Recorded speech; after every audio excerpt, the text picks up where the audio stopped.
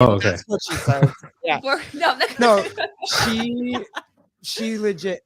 Oh wait, I'm supposed to introduce you like yeah, do that first. That Jason. I can't do it like him. The way that he introduces folks is amazing. But he uses AI to write his introductions. Oh, that's what it is. It's incredible. I have so many questions about like AI, and if you guys are ever going to use it, why would you use it? Like everybody seems to be.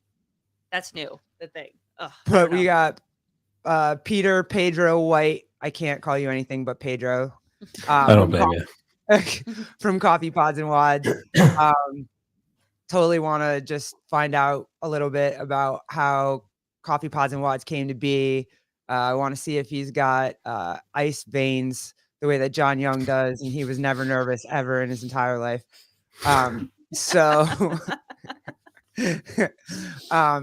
But yeah, no, my wife is she's superstitious. Like she has to say the same thing before every show. It's crazy. Do you I mean, I don't know if you would say superstitious. I think it just is part of a routine. Well, you should tell the audience, like just before we went live, she said, "Go fuck yourself," which I thought was a bit weird. I was like, I'm out. You guys are on your own. Bye. Like, Pedro's like, where are you going? Yeah. I'm like, holy crap. I wasn't going anywhere. It's just what I say right before. I'm like, are we sure everybody's good? Everybody sounds good. Okay, have a great show. And then, that's what we do. Yeah. So, but we're here. So thank you for coming. Yeah, I really appreciate thanks for having me so much. I will just say like that, whatever you think the story might be, it's probably a lot less interesting than what the story you've told yourself about how the podcast started or whatever. It's probably a lot, the truth is a lot less interesting, I'd say. Oh, I love this. Pedro. Yeah, off you go. Yeah. Well, I've had I was thinking about this before. So I've done I think I've done like maybe 6 interviews, like where I've been interviewed. And I think I'm not including any times I've gone on Savans. And I think 2 of them have been aired and the rest have just been like left to die somewhere. So no, we're good. This is live. It's staying. That's it. But this is where I lose listeners. No, stop it. Never. Yeah. But yeah, well, I have to ask you because the chat's gonna. But what grade do you teach again? 3rd. I don't hear it. Like I don't hear it at all. No, it's just I mean, if you think there's some people are like really shit at speaking in Ireland, and I really don't think I'm no, you're not bad at all. No, like if anyone here heard my dad talk, they'd be like, he came from him. Yeah. No, I don't yeah, because there is a lot of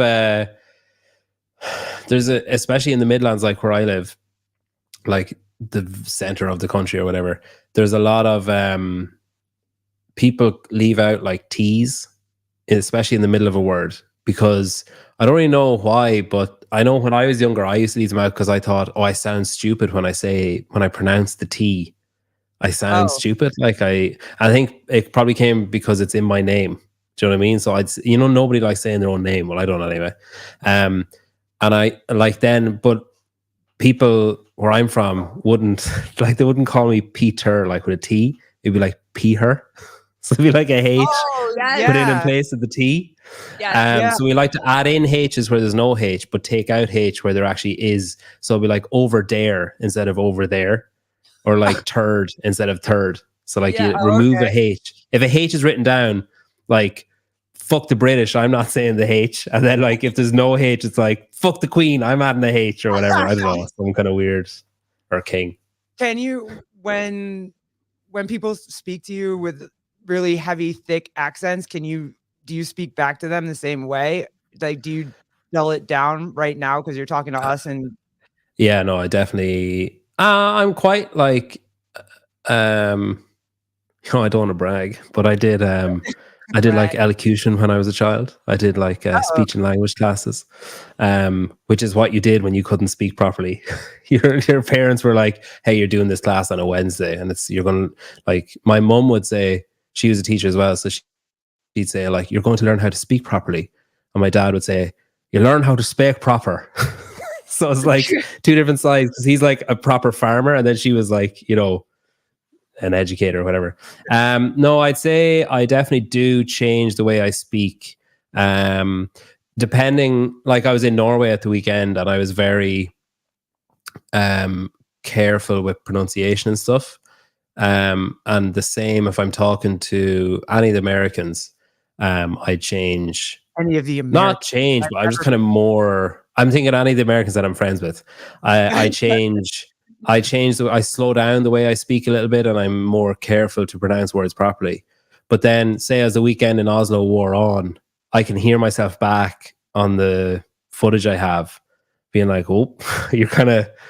You know, you're letting yourself go a little bit there towards the end, especially if I'm in a high energy situation, or if I'm like, you know, giddy or excited or something. That's when I like talk too fast. Or are there any weird American accents that you've heard yet that you're like, what the fuck are they talking about right now? Like a Southern accent or no, I think, you see, we're so exposed to it with TV and film and stuff that like I can nearly know where different accents in America are from, or different accents in the UK are from, because we like growing up until very recently, all film and TV that's like in Ireland is either American, or it's like we get HBO shit, like, or historically did. Like we had the X-Files season 2 and the X-Files season 6 or whatever was on in America. You know, like we're way behind. So like about 15 years after it happened, everyone was like, "Someone shot JR," like when we caught up on Dallas. You know, like we're like way behind. Now it's obviously different with streaming and stuff. Dallas? Yeah, that was a fucking huge show here. Like huge. For your generation? Not for my generation, but like the country, like the entire nation was obsessed with Dallas. And what was the other one? Dynasty was like a spin-off, wasn't it? Yes. Oh my God. Two of them, like huge. Garth Brooks is fucking massive here, like always has been. There's some real random like cultural, like country music is massive in Ireland as well, and that's because of America, I'm guessing. You guys invented it. But yeah, it's like we have loads of like I've told like friends of mine in America stuff like, "Oh yeah," I'd mentioned casually, like I was talking to Taylor and I mentioned Garth Brooks, and he was like, "How the fuck do you know who Garth Brooks is?" And I was like, "Dude, Garth Brooks is fucking massive in Ireland." So like, yeah, there's a lot of weird stuff that's really big. That would have been really big with like say my parents and my aunts and uncles and stuff. Yeah, that is basically just like, it's like it'd be like Americana to you guys, where it's like kind of cheesy and shit or whatever, but to them it's like, oh my god, it's American, it's so cool.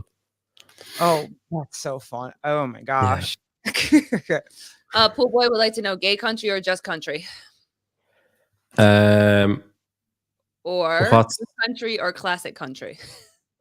But like loads, like, so I'm trying to think. It's okay if you don't know. Like, do you remember that? Do you remember? Well, gay country is just where you're sitting on a dick when you're singing the song, I assume, is it? Yeah, he sent me the gay country, and I was just like, no, I think we had. So I'm trying to think, like, probably one of the biggest. So like James Taylor was really big, like, you know, like all like basically all American music was huge here because ours was shite. And then I'm trying to think, like, country, like Garth Brooks is really big. We're only now getting like the, you know, that kind of new wave of country now, say, that's coming. But what I'm seeing is a new wave. You're probably like, those guys have been around years. But like, what's that guy? Fuck. Oh, he brought out an album like 4 or 5 months ago, and everyone was obsessed with it on Instagram and stuff. His name Chris or something, I can't remember. Anyway, him, like, he's suddenly becoming popular here, and like, I think I don't remember the country being particularly gay, but maybe bi country.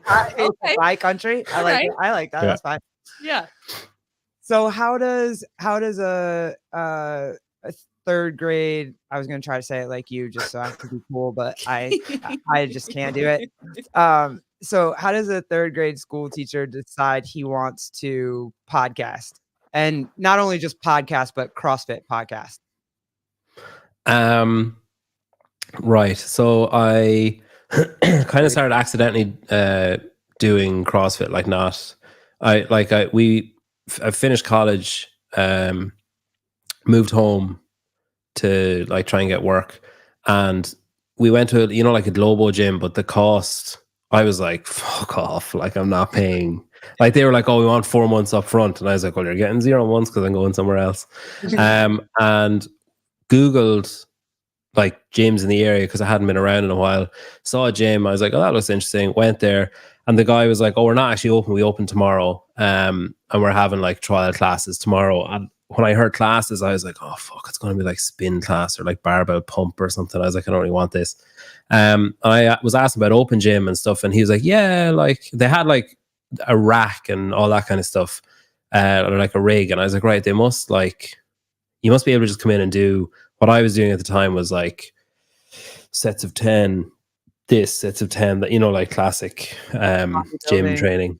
Yeah. Yeah. And then he was like, just come to the class, see what you think, and then we'll discuss open gym. Like we haven't really decided what we're doing. So I was like, right, okay. And I went, and it was like Tabata or whatever. And it was like wall balls, sit-ups, kettlebell swings, box jumps, and something else weird at the end. Mountain climbers, I think, at the end. And you just did like a loop, and it was just like, I don't know, half an hour or something. And I remember thinking afterwards, like, that was fucking really good. Like different. I hadn't done anything like that before. It was really good. So we joined, and then basically over the series of weeks that followed, words like, like imam and amrap and like other words started kind of being substituted in for what, like it had just been like Tabata, like every week or whatever, every day. And then it was like, oh, AMRAP. And it was like, what does that mean? It's like, oh, you just do as many as you can. And like that kind of stuff. And then after a while, yeah, that was in like, I want to say maybe October or November. And then the dude that owned it was like, oh, there's this online competition coming up, like no pressure, but anyone that wants to do it, you have to film the workouts if you want to do it, because you have to be an affiliate. We're not affiliated yet. So you have to film the workouts. So we'll all do them, but only some of us, like the good ones, will record them, because I mean, he wasn't going to set up like enough. Yeah, like just be ridiculous. So I remember my wife did it, he did it. I didn't do it. That was a bit of a kick in the balls. Then his brother did it, and another guy did it.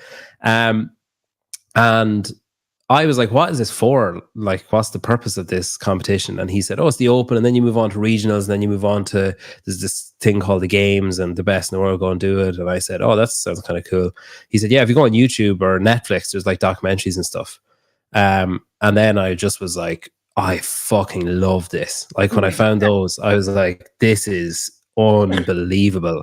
Like, just ridiculous. It was like watching some kind of robot human hybrid do training, and I was like, this is insane. Yeah, we all have the same beginning story of like, we did the same someone thing. Come try this, you try this, you're like, oh shit, this is great. And then they tell you, go find it, go look. And then you watch them all, like every single one, never missed one, went back, all the behind the scenes shit. Yep. I remember I got really obsessed with Brent Fikowski, Josh Bridges, and Alex Smith. I don't know why, but the three of those just stood out to me as like, I think because they were all so bizarrely different from each other that like none of them, they had such little amounts in common with each other, but the three of them were really good at what they were doing. And I was like, fuck, okay, like this is, so the three of them stood out to me. And then, like trained there for, a few years or whatever. And then Filthy 150 was on as a sanctional, and like some athletes were coming over for it. And Tim Poulsen came to our gym for like a seminar or whatever. Some of them were doing workshops and stuff just to make money when they were kind of traveling around and stuff. So he came, did a seminar at our gym. It was really good, eye-opening. The fact that I don't think I'll ever forget that he was doing a sprint on the assault bike, showing us like how to position your body and like whatever. But as he was sprinting, you could see what the monitor was on, but he was talking to us about like what we should be doing on the bike. And I was just like, what the fuck? Like he was like hair going like as hard as he possibly could. And he was like, so you really want to keep your body upright? It's just like, what is going on? I was like, I can't speak for a month after I do like a hard sprint. And then we all went out for dinner. Pedro, this was after his. You can't hear us, I don't think. Yeah, can you hear us? I can, only when I don't talk. Okay. Was this before or after his like sprint at the games? Before. So this is the year he got cut. It's like 2019, I think, wasn't it? So we had been to the games. Myself and my wife were at the games. My wife and I. And he got cut. And we all went out for dinner in like in our gym. So in Ireland, we all went out for dinner afterwards. And I started talking to him about the games and getting cut. And I was like, you obviously would have been expected to pretty easily get through that compared to the like relative to the field. And we're kind of talking about it and stuff. And then afterwards, he just said, oh, you asked like really good questions. I was just kind of chatting to him at the end of the table, say. I wasn't like, all right, everybody shut up. I need to ask him some questions over dinner. And I just said, like, he said, oh, you just asked some really good questions. I hadn't been asked those questions before. And then I just kind of thought there isn't really many good questions being asked, like outside the documentaries and stuff and outside the behind the scenes, which wasn't happening then. There wasn't really much deep divey kind of stuff going on. So I decided to start a podcast and I interviewed like my coach, like one of my friends who does loads of judging and stuff at competitions around Ireland, another friend that does loads of judging around. Wait. What do you do first? Do you go out? Do you buy anything? Is it just your laptop that you've already had? Is it? I bought a mic. I bought like a podcast. It was like a podcast pack on like some German website. And it was like a mic and a stand and like cables and shit. And it was just like USB mics. And then the videos, yeah. Mm-hmm. Yeah. And then interviewed like one of my, like the guy that owns the gym I was at. And then interviewed like a couple of other people. And then I just messaged like Tim and I said, oh, would you have any interest in doing an interview? And he like kindly was like, yeah, of course. Did that. And then not long after, like lockdown hit.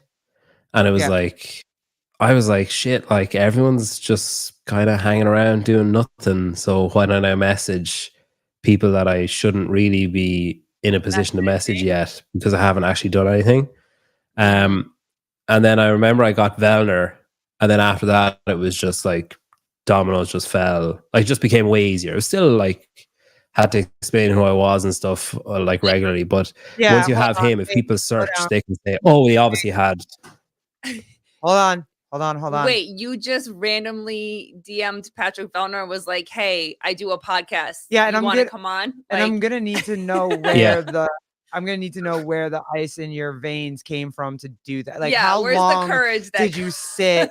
Because to message you and John Young, I had to sit and think about it for like a week. Oh, I think I just kind of don't really care. Like, so if I message someone, like worst case scenario, he sees it and doesn't reply, or he sees it and says no. Mm-hmm. Yeah. Or well, probably worst case scenario, he never sees it. So then a step up from that is he sees it and doesn't reply. Step up from that is he sees it and says no. And then the next only other option is he says yes. So I was like, what's the like worst case scenario? What's the worst that can happen? So I remember I got blocked on Instagram, not by Vellner, but I got blocked on Instagram for like a week because at the start of lockdown, it was around April or something. March was lockdown here, and it was around April. I got kind of bored, and I messaged like 100 people because I just more or less copied and pasted. I like rewrote it every time to like just kind of personalize it to them, but it was basically the same. Like, hey, I do a podcast. I'm from Ireland. Blah blah.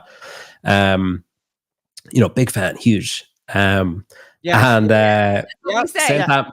That's what we say. Yeah. Indicate the worst you can say is no. Come on, ladies. This is the giant difference between men and women. We talked about this. Women have to think about crap for 87 years, and men are just like, hey, fuck it, let's go.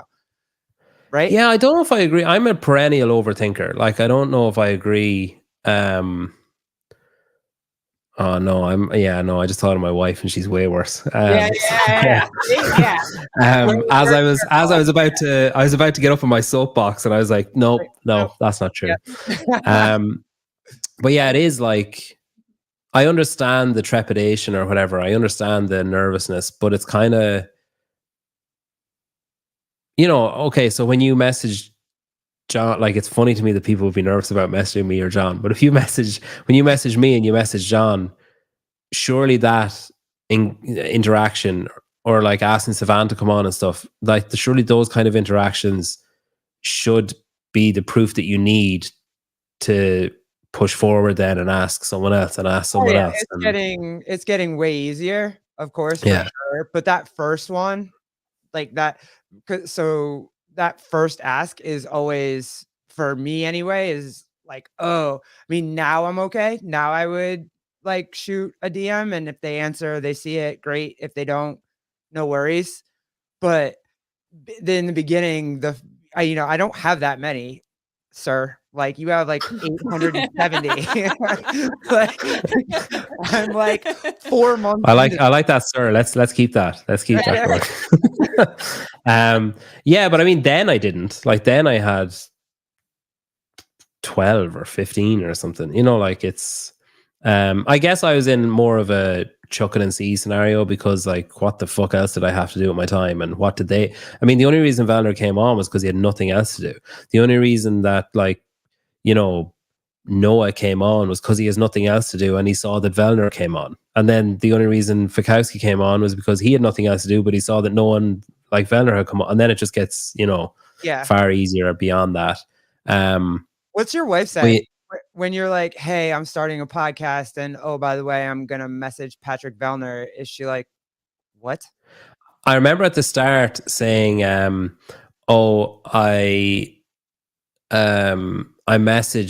at the start I used to, so it's funny, like, I remember this, I don't know how to tell this without being you already threw your wife under the bus. I already saw. No, not insulting her, but I remember I had a guy on, like Andy Ewing, who's like a coach in Ireland, and he's from New Zealand, and like, he's a good dude. And I remember it was the first interview that I like traveled for, as in I drove like an hour or whatever.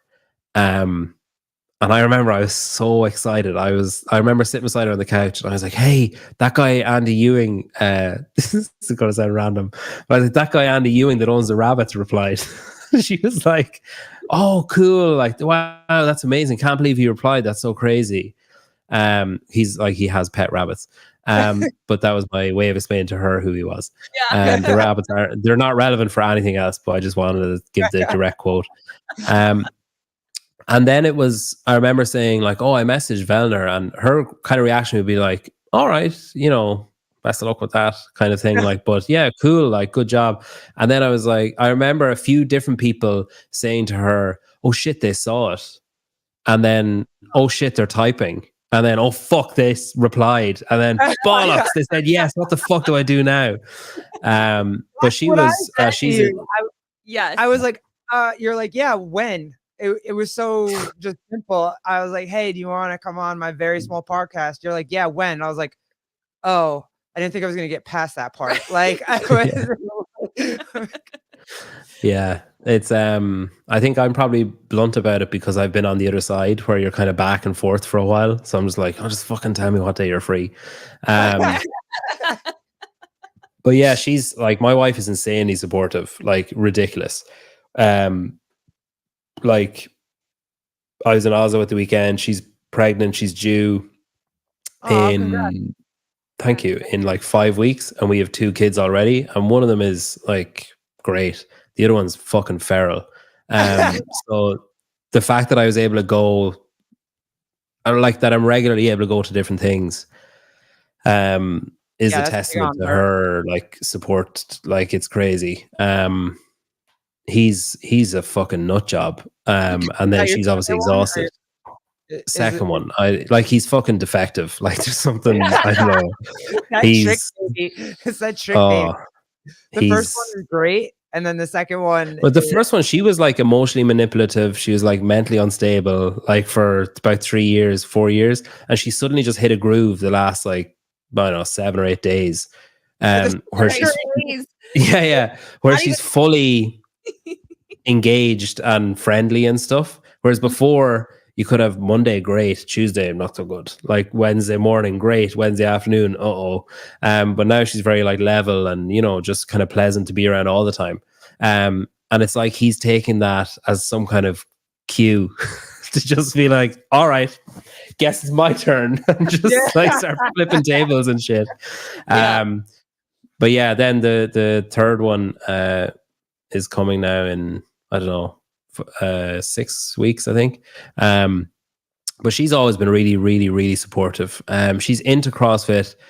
She was very into CrossFit, then got less so. I don't want to speak for her, but I'd say she probably found it frustrating after having our first child that she couldn't get just couldn't pick up where she left off kind of thing, and didn't feel the way she had felt before and stuff, and didn't feel as she was, one of the hello, Matthew.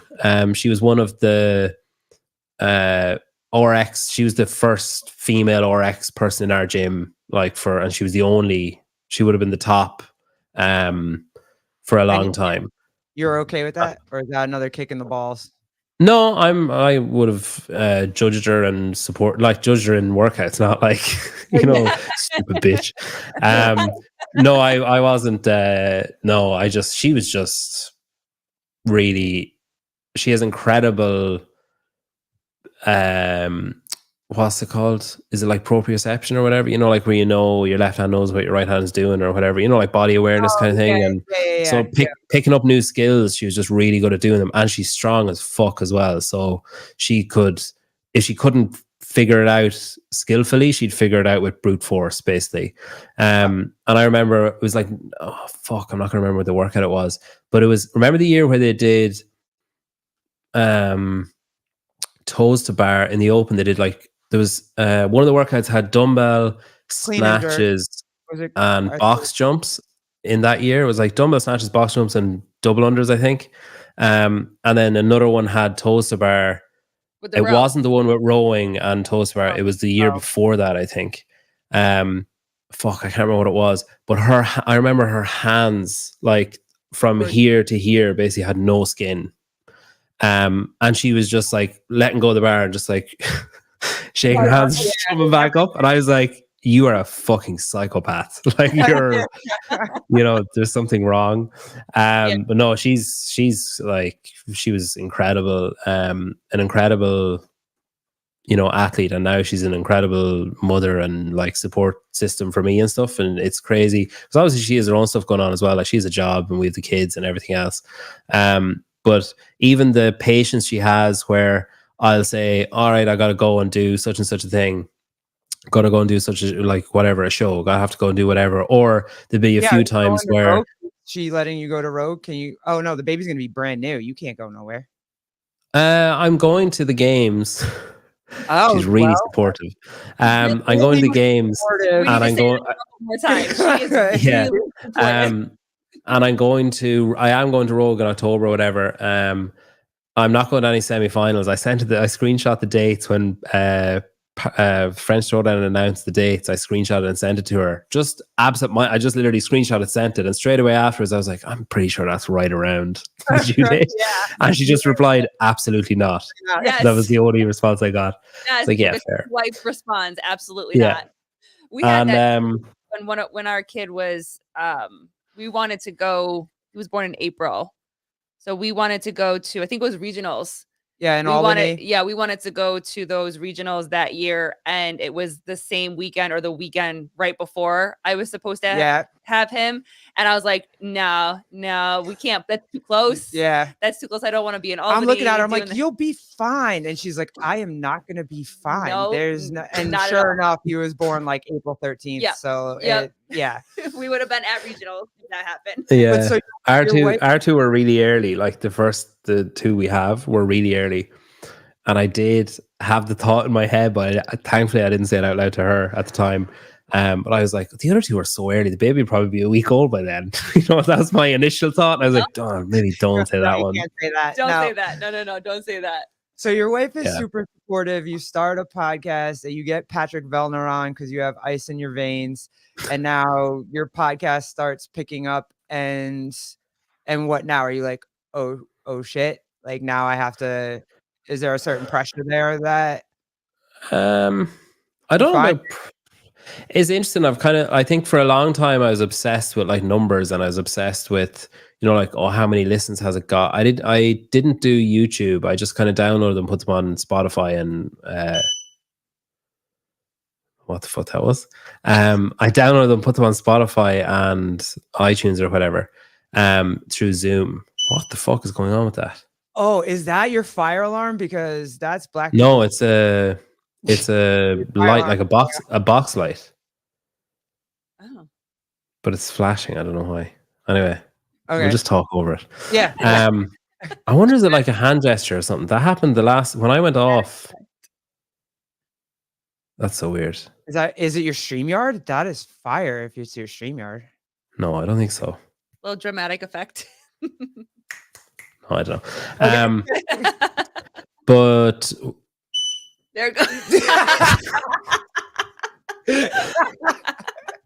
Are you so lying? Weird. Is that a lie factor? Were you really actually nervous and you're trying to tell us you weren't nervous? I don't know what the fuck is going on with that. That's so weird. That's not really, I don't know. It's bizarre. Yeah, telling you time's up. Time's up. Yeah. What was I saying there?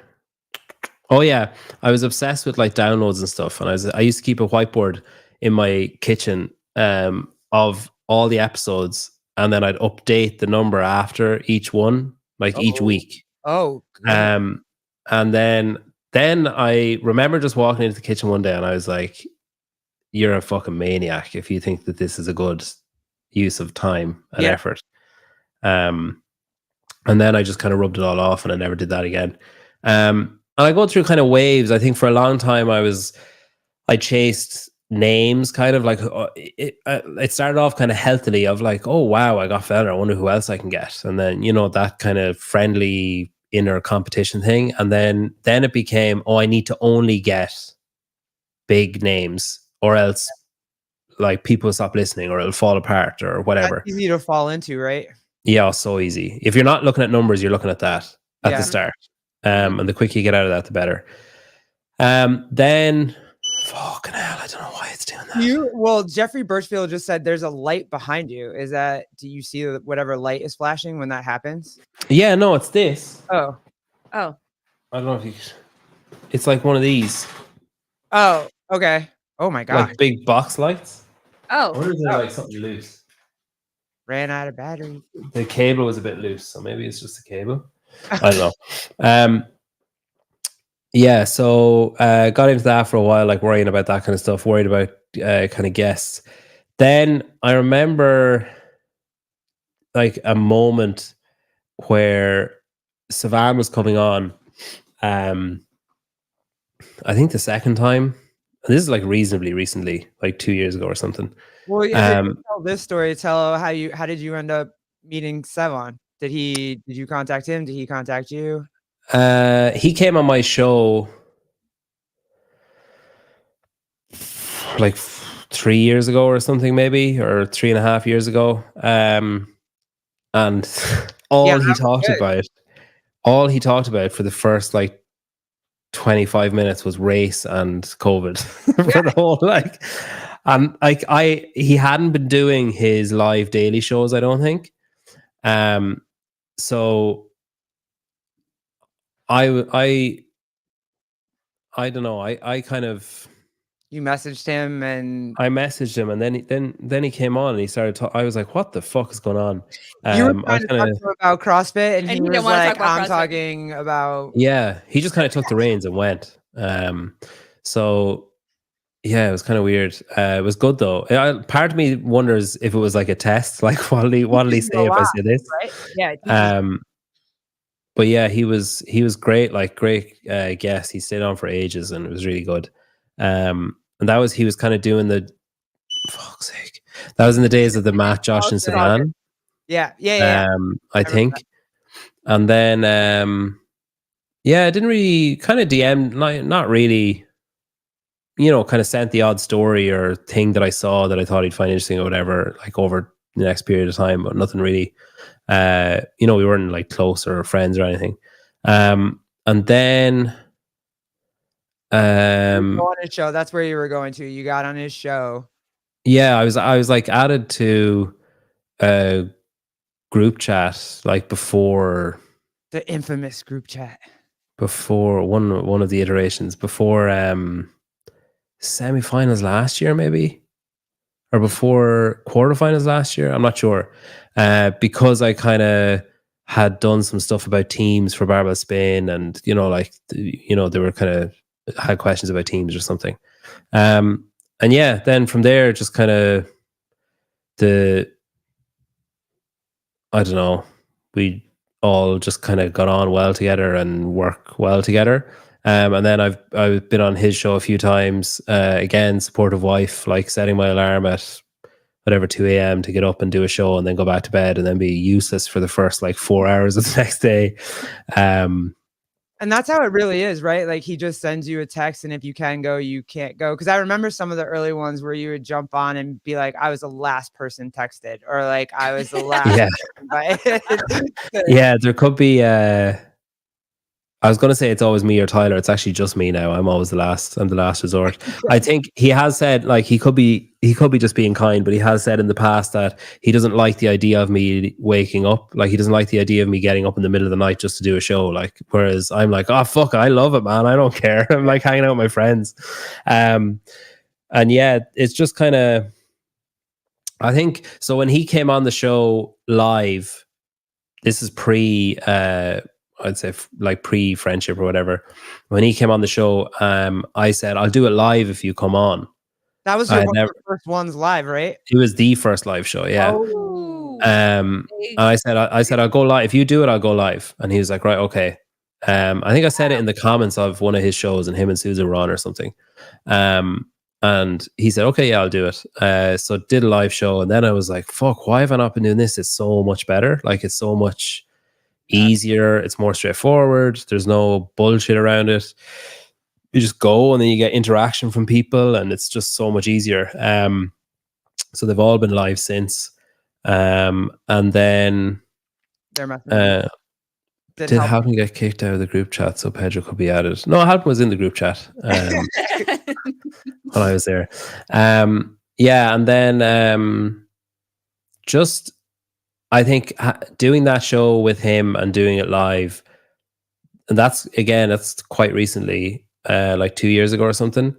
That was kind of a catalyst of like actually just starting to to fully enjoy all aspects of doing it and not be held back by, worrying about the look or the sound or the feel or the numbers or the name coming on or whatever, like not being held back by any of that kind of stuff, just kind of freedom, I guess, or whatever. And it's like I wasn't being held back by anything else, only in my own head. I was just kind of holding myself back.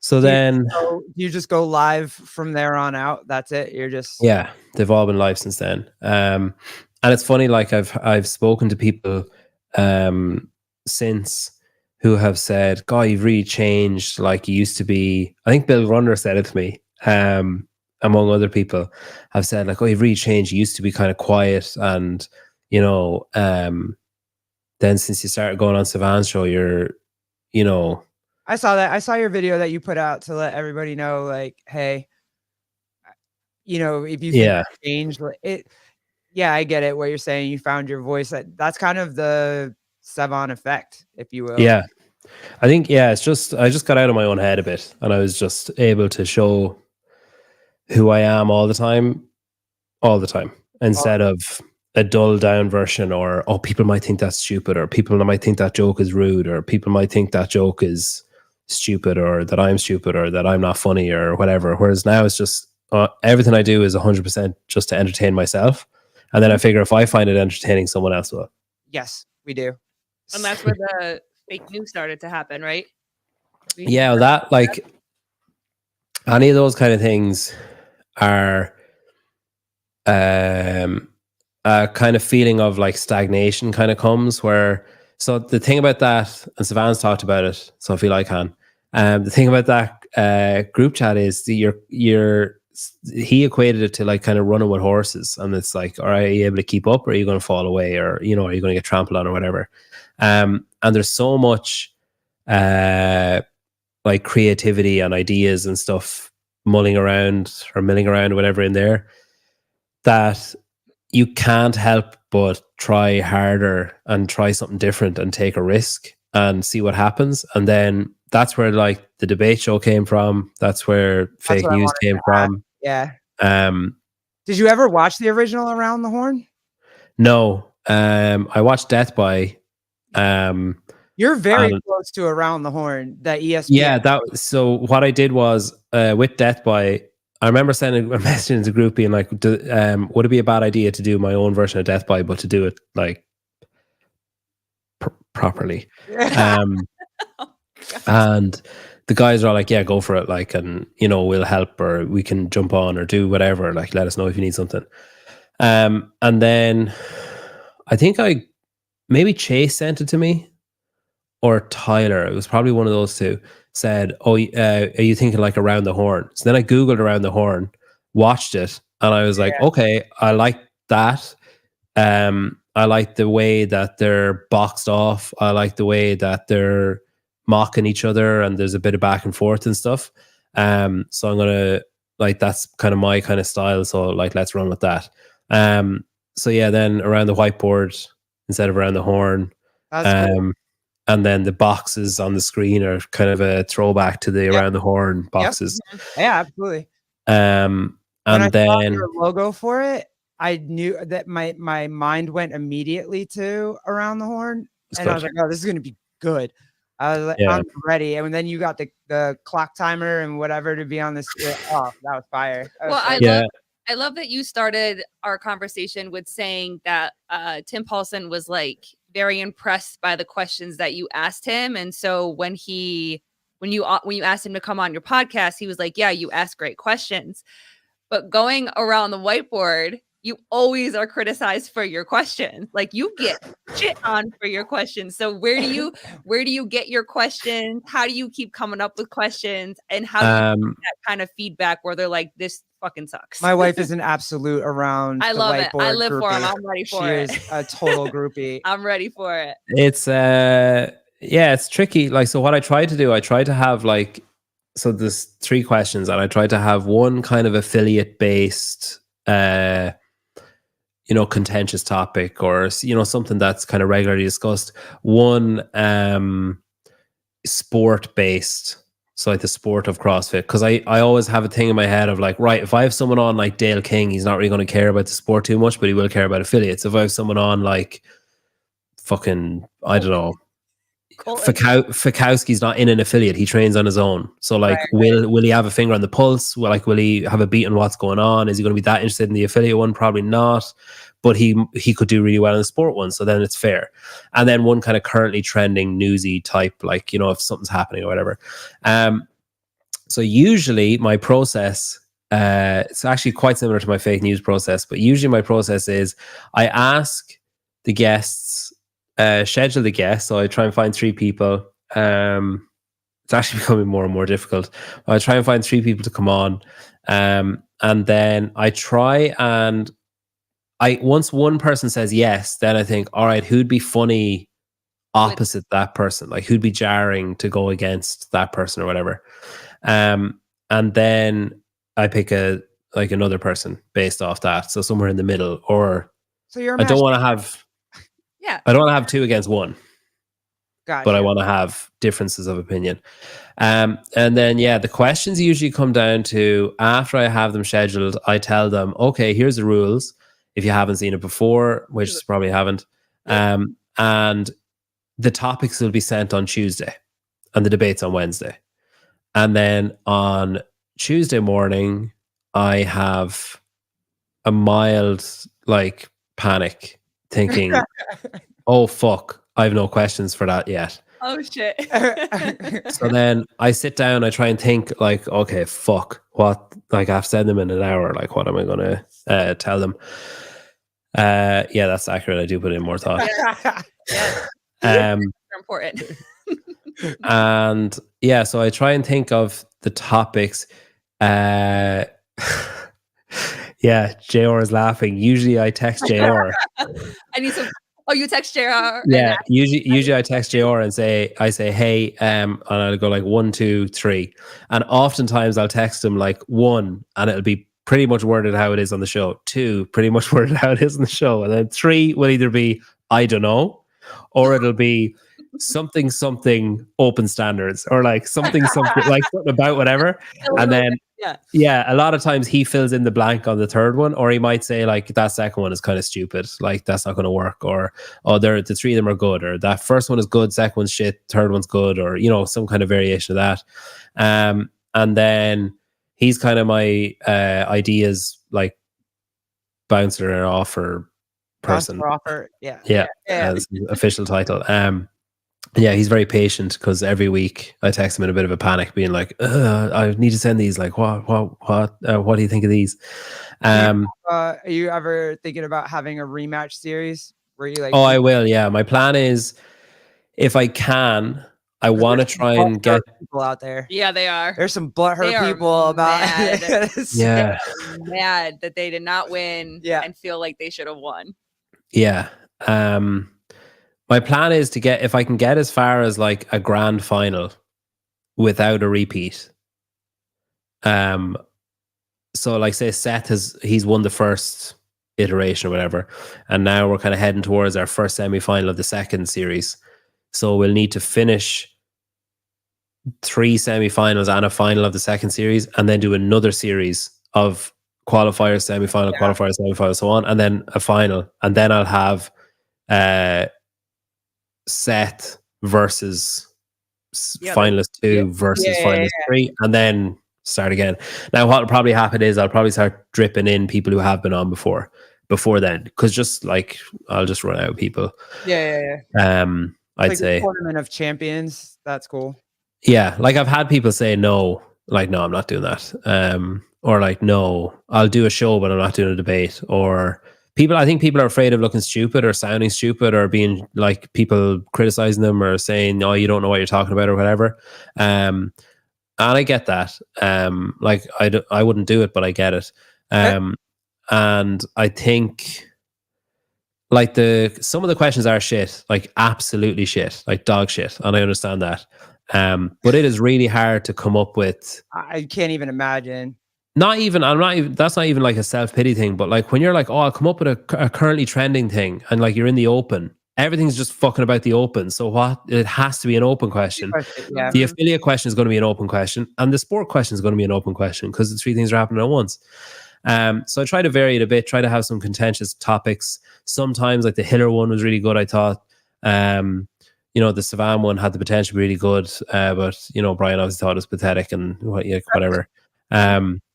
Whatever. But it's actually that Hiller one. Brian was supposed to be on the show. That Hiller one, that Hiller question was asked. Yeah, I was waiting for that. And he had flight, whatever. He pussied out. And then, so when he was coming on the second time, I was like, right, well, you can answer about Savan then, because we've already answered about Hiller. But savage. Then the fake news thing is pretty much the same, where I'll realize, oh shit, I haven't done that in a while. Glad I've been keeping copious notes all week about funny things I've seen. I haven't. So I get into a panic again, thinking, usually what happens is I say, okay, I'm going to make fake news on whatever. I just made one just before this. I recorded one, the footage. So I was like, right, okay, I'll record something. And I sat down and I thought, like nothing has happened. And then I went on Instagram for about 10 seconds. I was like, oh shit, people are so stupid. Like there's so much stuff. And usually if I listen to like an episode of The Spin, or I listen to like, skim through one of Savan's shows, or, remind myself of something that I've heard or whatever, I'll get one or two things. But yeah, usually it's a very similar process. I have two people I bounce ideas off for that. Spin and JR. Spin is much more critical, and he'll be like, I don't get that second one, or like that third one doesn't work, or that one I wouldn't do that one. Or sometimes I'll message him. Sometimes I'll message him at the start of the week and I say, hey, you got any fake news potential? Like anything I think you've thought of? Like I'm kind of stuck for ideas. Yeah, how much time do you spend consuming content in order to make all this stuff? I don't know. Life a legend again because you have to sit and watch a million reels or yeah, like I watch a lot of stuff on like sped up. I listen to a lot of stuff in the car, like after I drop the kids off. It's actually funny. So from time to time I'll FaceTime JR, and my kids now think that every American male voice is JR. So if I'm listening to Savan's show, my daughter will be in the back going, hi JR. Like, no, it's not. It's not. He, like, one, he can't hear you, and two, it's not him. And then what I usually do is sit down, try and think of something funny, and then I just script it, like pretty much word for word what I'll say. I just type it out on notes in about like 90 seconds, and then I'll copy and paste that, and I'll send it to JR like word for word, and I'll put in stuff for him to help him understand the joke. So I'll be like, brackets, put in a picture of whatever, close brackets. Because if it's just this sentence, he'll be like, what the fuck is that about? But if I show like, and then with Spin, I more or less just say like, clip of what I won't actually tell the story. I'll just say a clip of whatever, something about this. And then he might say, oh, add in something about this because it's better than something that you have. Or like, yeah, they're all good. Or no, that second one's stupid or whatever. And yeah, then usually try and record it before I hear back from JR, because if he isn't confident on one of the stories, I won't be confident on it. So I try to record it before I like send it to him, record it, and then I check if he's replied afterwards. If he hasn't, I'll edit it together and put it out. If he has, I'll just pray that it says ha ha ha or something like that. Affirmation, some sort of affirmation. Yeah, and usually it's funny because usually I always think any of the ones that have like, it's all relative, but any of the ones that have like blown up, like, compared to the other ones, or any of the ones that like people whose opinions I respect would message me and say that was really good, are the ones that I think are shit. And then the ones that I think are really good just like flop, and I'm like, but that second one is so funny. And yeah, it's funny because I have had a lot of people say, like, people who would have known me, not like in this kind of arena or whatever, would have known me, say like, oh yeah, you've gone real negative with fake news and stuff, like, it's a bit mean and blah blah blah. And I kind of equate it to like, if there's like a dead dog on the side of the road and we both walk past it and don't see it, versus there's a dead dog on the side of the road and I point and say, oh look, there's a dead dog over there, and then you then blame me for pointing. You say like, oh, how could you show me that? Yeah. Like as if I ran the dog over. So like if someone puts something up on the internet, it's for you. And I screenshot it and say, hey, look at this, or hey, look, this person's being disingenuous, or hey, look, this person said something kind of stupid, or this person said something, then did something and fell flat on their face.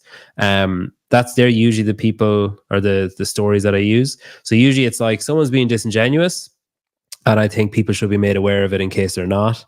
Or maybe it might stop that person being as disingenuous. Or it could be, sometimes it is a genuine, people should go and look at this thing that this person is doing, but because I'm including it in fake news, I need to make fun of the person in order to include it. Otherwise, it's going to just be a weird middle, like a genuine story in the middle would just be kind of stupid. And sometimes it's because someone's being a bit of a prick and just deserves a little like slap on the testicles of like, stop that. When you started, go ahead, babe. No, I was just gonna say, how do you handle those negative responses? Because, you know, people are so judgmental of like the type of person that you were and now you're changing and whatever. How do you handle the negative responses that you get for your fake news? I kind of don't really care a lot. Like, I've never put something in fake news that my wife said, "Oh no, you shouldn't have put that in." So that's kind of a good like litmus test. Or that like any of my friends have never said, "Oh, that was you crossed the line." So that's a good metric. The people, like anyone that's been hypercritical of it, is not someone that I would go to looking for advice anyway, of how to do something or, you know, whatever.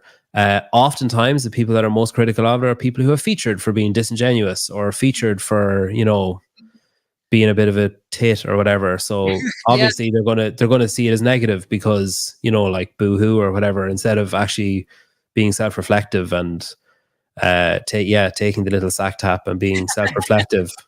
I'm just going to say that person's a meanie, and you know, that's easier for me rather than saying, fuck, I did say that and I did something totally opposite. And then, you know, I did a okay, I kind of went above and beyond with that one, but I did one of maybe they have a point. No, I did one of Sean. I did one of Sean Woodland because they did a podcast. I'm trying to think, was it when they moved to Texas, maybe? And he kept saying, from a business standpoint, like he said it like 15 times in the show, and it really, you know, when you hear something, it's like when you hear a hum and you're like, what the fuck is that noise? The words stuck out like sore thumbs. Like every time he said it, was like he said it again, kind of like Jakun saying .3.2 or whatever. You can't unhear it. I remember I heard that and I was like, I'm going to text Hitler. I was like, nah, fuck it, he'll hear it himself. I was like, I let him react himself. But yeah, I made a billboard, like an advertising billboard of like Sean Woodland Business School, and like put it in the fake news. And like, you can't even see it really. It was purely for my own amusement because I was like, this is fucking funny. And yeah, Lauren called me a bully and said that it was, you know, that it wasn't nice and it was bullying or whatever. And I just sent back a screenshot of the definition of bullying, because as a teacher, it's a word that I fucking hear pretty much every day. He's bullying me, she's bullying me, whatever. And like the most common thing you have to say back is, oh shit, hang on. Oh, yeah. I think my camera just died. I'll swap over to my other one.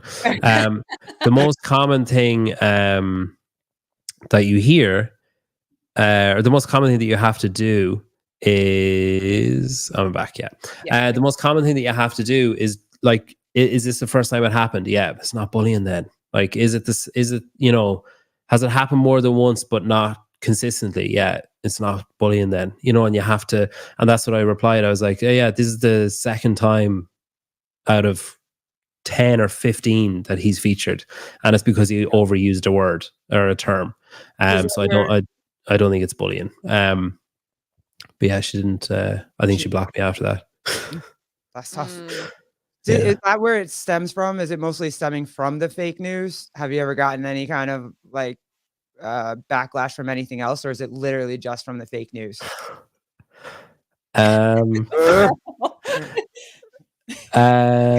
like, sorry, my bad. No, nothing. No, it is just that. I think, to be honest, I think some people kind of have an idea in their head of what Savan and Hitler are like. And then like anyone around them then is kind of warned. They feel like they're obligated to warn. I've been warned by like some people, you know, be careful, you know, you don't want to be tarred with that brush. And, you know, like if, you know, there's like loads of people hate Hitler and hate Savan, and if they're being tired, and I'm like, okay, yeah, is this the same Savan that was like behind the scenes at the games, like, you know, in the summer and was like crushing it and everyone was talking to him and, you know, it's totally fine.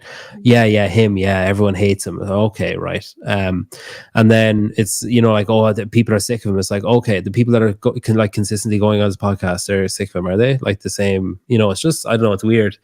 I think people have they're a bit like afraid maybe, or they're a bit, they're just kind of worried about like maybe losing some control, or like that things are slipping away from them a bit. So then they point the finger and say, oh, Savan's this or Hiller's that or whatever. And it's kind of like, yeah, I mean, if you just squatted a little bit deeper, he'd never fucking talk about you. Or if you just did what you said you were going to do, or didn't say what you were going to do, but did whatever, he wouldn't talk about you either. So yeah, it's a strange one. It's a strange one to be witness to, like as almost kind of a third party to it, like to watch both sides and to hear people say, oh, but Hiller's just so negative, like, oh, he's just negative. And it's like, right, but what's the alternative then? Is that we just let everybody say whatever they want, claim whatever they want, and just let everyone run free, and never call people up on like poor behavior, disingenuous behavior, like cheating. We'll just never call anyone out on anything. We'll just let things go all the time, because God forbid someone says, hey, you said that you were going to do this thing, but now you're doing this thing. Why do you do, or hey, you were just promoting this other brand and now you're suddenly shifting. Like, do you think that we're like, maybe we are stupid? Maybe that's the thing. Maybe everybody is stupid and they just want to remain stupid. So they don't want someone shining a torch in the dark. They'd rather just sit there. I think that's just kind of a reflection of the society that we're in right now, right? Like nobody wants to actually have conversations about things. They just want to yell and want you to listen. And you're like, I don't want to listen because I'm tired of you yelling at me all the time. And now that your voice is high, I like my brain just turned off. So I can't hear you anyway. So I think that a little bit of that is just a reflection of what society has become recently. But yeah, I think like another one. So like Spin put up a post like a few months ago, and he said, I can't remember the wording. He had a graph, and it was like, who is the most yeah, fuck it, I'll tell it. Who is the most over the most popular but least? It was like a sliding scale, and it was like popularity and ability, and it was like, who's the least able but most popular? Do you know what I mean? Yeah. Mm-hmm. No, it was the opposite, because that's what I asked for.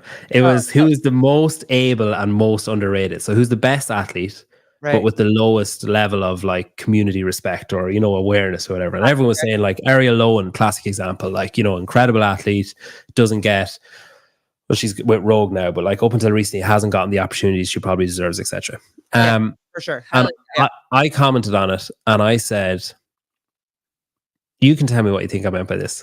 So I commented and I said, oh, I look forward to the inverse of this. As in, who is the least talented but most popular? Yeah. Now, from my perspective, what I was saying to Spin was, wouldn't you be an absolute fucking nut job if you actually did that? Because of the can of worms you'd be opening. Like, wouldn't it be dumb to do as in, me saying, oh, can't wait for the opposite of this, and then expecting a reply from him being like, lol, can you imagine? Like JK, or, you know, like, because that's how Spin talks. But that was what I meant, and I just commented that and left it. And then Danielle Brandon replied to it and said, like, oh, this is just mean or something. And then, no, sorry, someone else replied to it and tagged Danielle, and I was like, oops, like that wasn't the intention there. And she replied and said, oh, this is just mean or something. And then someone sent me her story where she was saying like, it's mean. Like, why would you, what other reason would you have to say who's low talent and high ability or high popularity? You know, like what? I would ask you, did you actually have a, thank you, Jeff. Did you actually have an athlete in mind when you said that, or was just the idea? No, it was this satirical idea of imagine if you actually put that up. So if you think that about yourself, then you're going to respond to that in that way and say that it's mean. If you didn't think that about yourself as an athlete, you wouldn't think it was mean. Yeah, or even I guess even if she thought I was thinking of maybe even not her, but one of her friends, or still, but then that means peers or whatever. Your friend. Yeah, you know what I mean? Like, it's if you don't think that way about yourself or your friends, then you don't care what your comment was. Yeah, and it's funny because like I basically she said in the story, I screen recorded the bit where she called me mean because I thought it was funny. But she said in the story like, "Oh, you're just mean. Like if you do that, if you go to that,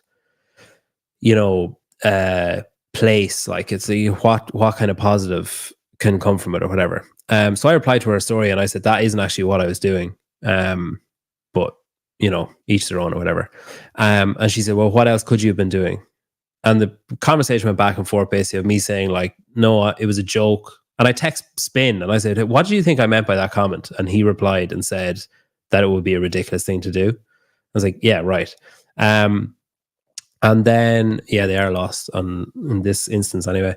But yeah, she just kind of said, "No, like, that's not true. Like, you did mean it." And I was like, "No, like, you're telling me what I meant. Like, no, that's not what I meant to do. What I meant to do was say that would be a ridiculous thing to do. I wasn't asking people to do it or encouraging people to do it."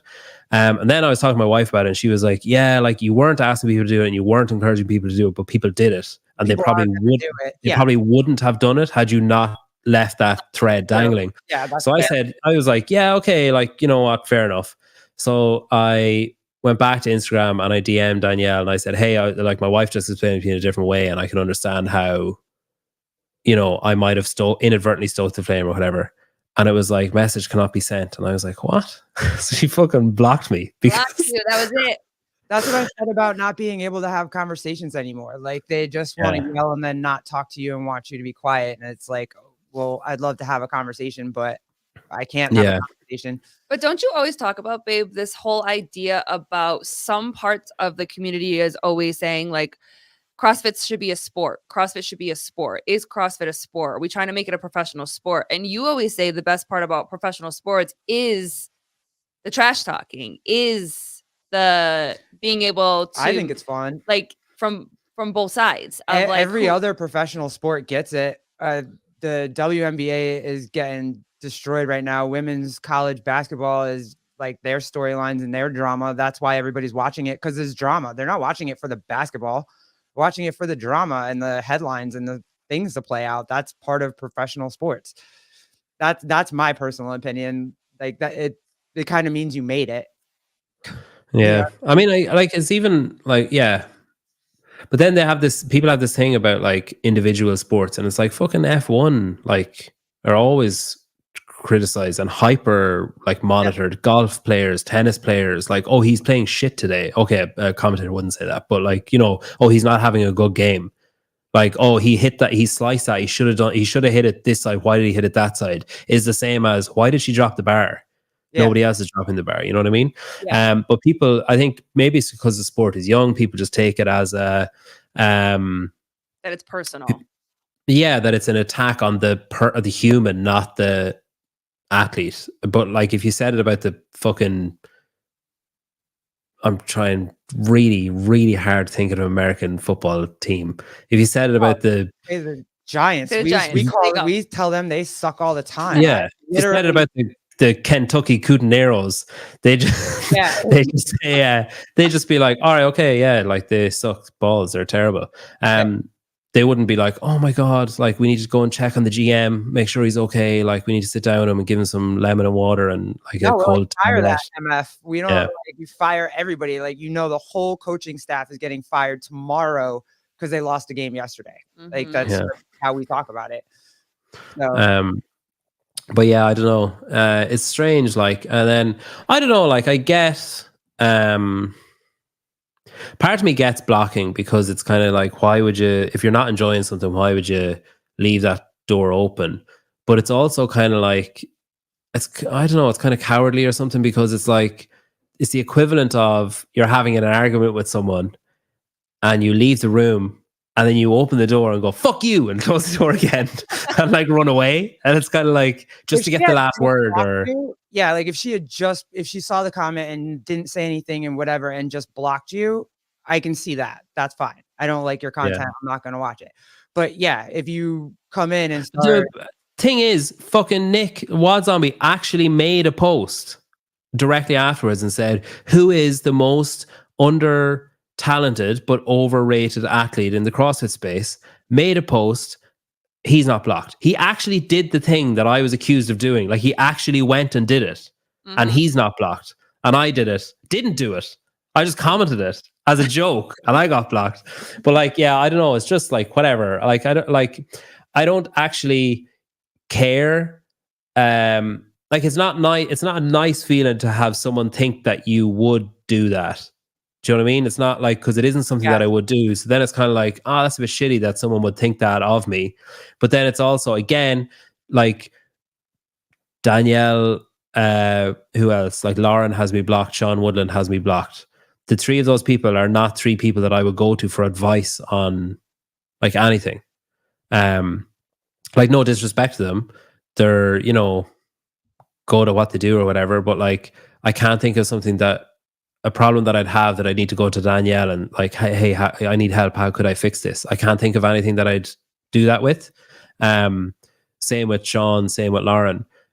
So the fact that they think less of me without actually thinking of like critically about it, and I wonder why you did that, or I wonder what, you know, just telling yourself your own story and then say like, oh, fuck you, and like slam the door. It's kind of like, right, well, probably says more, like less about me and more about that person. So kind of fine, whatever.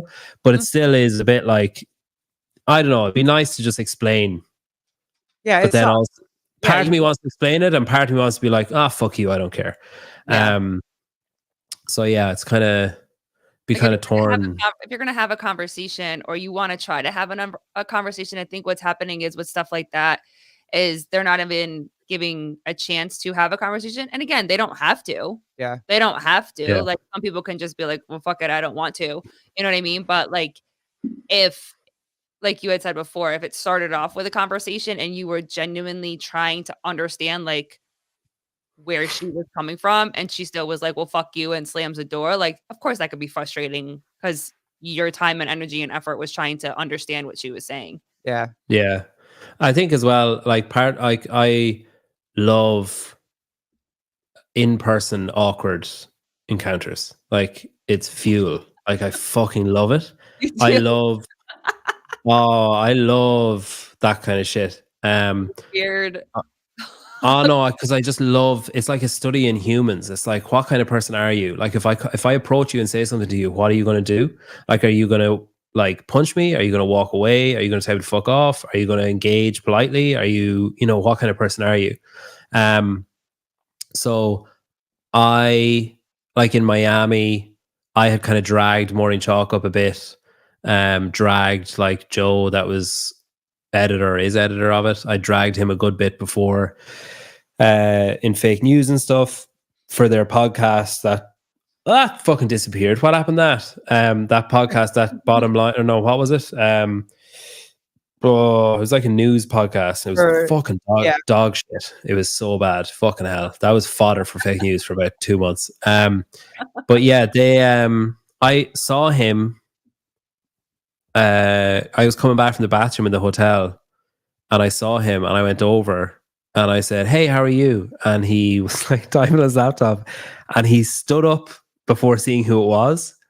I was like, oh, like his face just like changed. And I loved it. I was like, oh, that's really good. And I was just ultra polite. I was just like, hey, like, you know, I enjoyed the weekend, but like one word answers, like, yeah. I was like, oh, you seem to be, you know, putting out really good stuff, like, well done, blah, blah. And then they put up a story of Fikowski and Sprague on the swim, and it was like a funny, like, it's a really good piece of content. And I replied to it and I said, this is like one of the best pieces of content from the weekend. Rift healed, like, immediately. Because if you, like, I just think if you put someone in a corner, not like physically, but if you metaphorically put someone in a corner and say, all right, what are you going to do? Like, are you going to punch me? Are you going to kick me the balls? Are you going to say, like, you know, all in good sport, shake hands? Are you going to be nice? Are you going to be affable? Are you going to be ignorant? Are you going to be rude? Like, people have to show their true selves. And Joe's true self in that instance was to be angry and then realize, oh, I was angry at something that was said online, but this guy's actually fine. Maybe I was being a bit harsh or a bit too sensitive or whatever. And he just got over it. You know, and I think I just love those, like Todd Menley, met him at Wadapalooza as well. I was like, he was having none of it, but it was still entertaining. But yeah, like I just love that. So like, I'm looking forward to seeing Danielle. I'm looking forward to seeing Lauren. I'm looking forward to seeing Sean. And just saying like, hey, how are you? Like, I'm not going to say like, how come you got me blocked? I'm not going to, like, I'm not that petty, but I'll start off that conversation like that. Be like, yo, you blocked me. You want to talk about it? Yeah. Can't block me in person. Well, you can take a restraining order, but don't do that. Yeah. But yeah, it's kind of, it'll be interesting to see, because like Danielle, I've met her and I've seen her engage with other people, and she's incredibly warm and friendly and kind and everything else, and patient with fans and patient with interviews and all that kind of stuff. So I wouldn't be surprised if after she blocked me, because she just maybe just didn't want to continue the conversation, blocked me and literally has not given it a second thought since that click of a button, has never entered her head since. Whereas I have thought about it. Do you know what I mean? Yeah. Like it would be very easy for me to tell myself a story of like, oh, she's a bitch and she thinks I'm a piece of shit and whatever. Could literally be she was like, fuck this, and like just turned off, and then it has not entered her head. I'd almost guarantee I have not blipped on her radar once since that happened. So I won't be telling myself any stories about it. But when I see her, whenever that is, I will go up to her and say, hey, how are you? And see what happens, like see what she does. And then if we're getting on really well, I'll say like, any chance of an old unblock? Yeah. Throw that. Can I watch you do it? Can I just make sure? Yeah. That's fire. Absolutely. Oh my God, man. Thank you so much. I mean, there's so much more I could go into. I would love to, there's so many other questions I had. But I had my marathon this morning, and we only do like an hour and 15 just because the baby's running around somewhere, and I'm sure just kind of juggling knives. Yeah.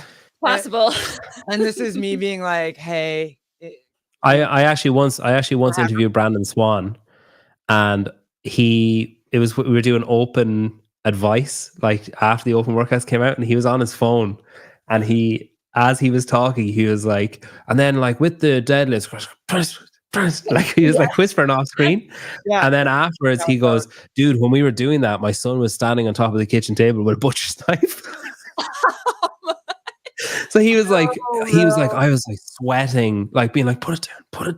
All right, funny. Last question before we let you go. Yeah, Jake really wants this question. Does Pedro want to share a tent with Jan and I at Rogue? He really wants to share the tent. He's really... My wife is coming to Rogue as well. So yes, absolutely no. We're staying in a hotel. Thank you. But I'll see you there. Not at all. Yeah. She's supportive, but she's not that supportive. No. She gets the gold medal, but that ain't happening. Yeah. She draws the lines at tent foursomes. That's where the line is drawn. Oh my God. Yeah, dude. Thank you so much. I really appreciate this. This was an awesome day all the way around. Thanks. So it was cool. And I'm leaving some more so I can bother you again in like after. Of course. Anytime. Thank you. Bye, Pedro. It was nice to meet you. Yeah, it really was awesome. Cheers. Thank you very much. Thank you. Thank you. All right, guys. Thanks so much. Yeah. For appreciate you guys. I want this one. Yeah. This was my adrenaline's gonna plummet, but it was so fun. I really enjoyed it. I learned so much today. I'm so grateful for it. It was so cool. Yeah. It's been a great day, and there's been a lot, and it's just a testament to all the hard work you do. And it was a good time. Thank you guys for hanging out with me all day. I know you followed me around YouTube all day today, so I really appreciate it. Yeah, we appreciate you guys. It was Jake. I'll share a tent with you.